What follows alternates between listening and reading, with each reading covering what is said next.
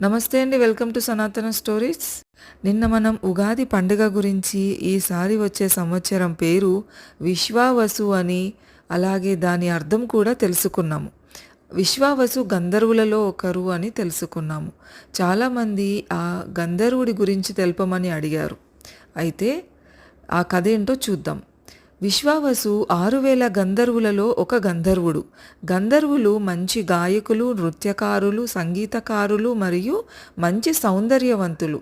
అప్సరసులతో సహగమనం చేస్తూ ఉంటారు. విశ్వావసు తన తపస్సుతో బ్రహ్మదేవుని నుంచి అమరత్వం సిద్ధించుకున్నాడు. ఆ తరువాత అతను అహంకారంతో ఇంద్రుని మీద దాడి చేసి ఇంద్రుని క్రోధానికి గురయ్యాడు. ఇంద్రుడు తన వజ్రాయుధంతో విశ్వాసుని చేతులని తొడలని శరీరంలోకి తోసివేశాడు. దానితో విశ్వాసుడు చేతులు తొడలు లేని వికృత రూపం పొందాడు. తన తప్పు తెలుసుకున్న విశ్వాసుడు ఇంద్రుని వేడుకున్నాడు. ఇంద్రుడు దయతలచి తనకి 2 పొడవైన చేతులతో పాటు పొట్టపై భుజించుటకు వీలుగా ఒక నోటిని ఇచ్చాడు. అలా విశ్వాసుడు కంబంధుడై అరణ్యంలో జీవించాడు.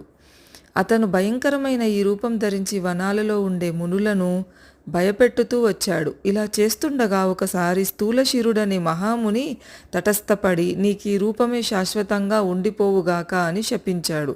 అప్పుడీ కబంధుడు మునికి క్షమాపణ చెప్పుకొని శాప విముక్తి ఎలాగా అని అడిగాడు.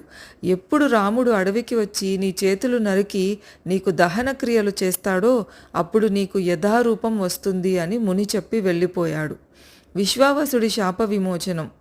శ్రీరాముడు, లక్ష్మణుడు సీతను వెతుకుతూ అరణ్యంలో సంచరిస్తూ ఉండగా విచిత్ర రూపంలో ఉన్న ఓ రాక్షసుడు రామలక్ష్మణులకు ఎదురయ్యాడు.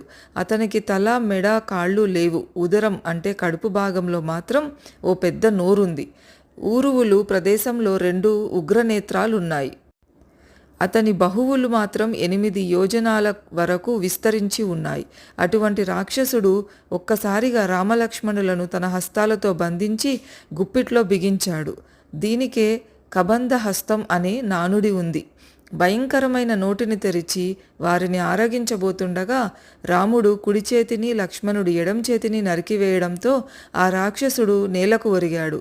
తనని గాయపరిచింది రాముడని తెలుసుకొని కబంధుడు ఎంతో సంతోషించాడు. కబంధుడు తన వృత్తాంతం తెలిపి తనకు అంత్యక్రియలు నిర్వహించమని శ్రీరాముని కోరగా రాముడు అతని కోరిక మీద అలాగే చేసి శాప విముక్తుణ్ణి చేస్తాడు. ఈ స్టోరీ కనుక మీకు నచ్చినట్లయితే లైక్ చేయండి, మీ ఫ్రెండ్స్ అండ్ ఫ్యామిలీతో షేర్ చేయండి, మా ఛానల్ని సబ్స్క్రైబ్ చేసుకోండి. సర్వే జన సుఖినో భవంతు.